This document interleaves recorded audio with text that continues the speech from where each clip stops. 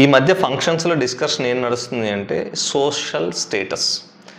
నేను ఈ కారు కొన్నాను, నాకు ఆ కారు ఉంది, నేను అక్కడ విల్లా కొన్నాను, నేను ఇక్కడ ఫ్లాట్ కొన్నాను, నేను ఇంత ఖర్చు పెట్టి ఇంటీరియర్ చేయించాను, నా డ్రెస్ ఇంత కాస్ట్, నా జ్యువెలరీ ఇంత కాస్ట్, ఇవన్నీ నాన్ సెన్స్ థింగ్స్ మాట్లాడుతున్నారనమాట. సో మీరు ఒక ఫంక్షన్కి వెళ్ళేది ఒక గెట్ టుగెదర్లా ఫీల్ అవ్వండి, ఒక పిక్నిక్ లాగా ఫీల్ అవ్వండి.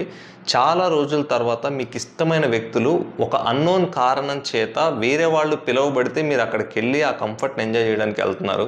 సో మీ దగ్గర ఉన్నది వాళ్ళ దగ్గర లేకపోవచ్చు, వాళ్ళ దగ్గర ఉన్నది మీ దగ్గర లేకపోవచ్చు. పెయింటర్ పెయింట్ వేస్తాడు, అది మీకు చేత కాదు కదా, సో అది అతను గొప్పతనం. అలా అని చెప్పేసి అతను నీ దగ్గరకు వచ్చి నవ్వితే ఎలా ఉంటుంది? అలానే సో ప్రతిదీ ఒకళ్ళ దగ్గర ఉన్నది ఇంకొకళ్ళ దగ్గర ఉండదు. సో ఈ సోషల్కి సంబంధించింది కొంచెం పక్కన పెట్టి మనిషికి మర్యాద ఇచ్చి మీరు విడిపోయి ఇన్ని రోజులు ఉన్నందుకు కలిసిన తర్వాత మాట్లాడుకోవాల్సిన విషయాలు ఏమైనా ఉంటే ఆప్తమిత్రుడుగా మాట్లాడుకోండి తప్ప ఈ సోషల్ స్టేటస్కి ఎడిక్ట్ అవ్వకండి. Thank you.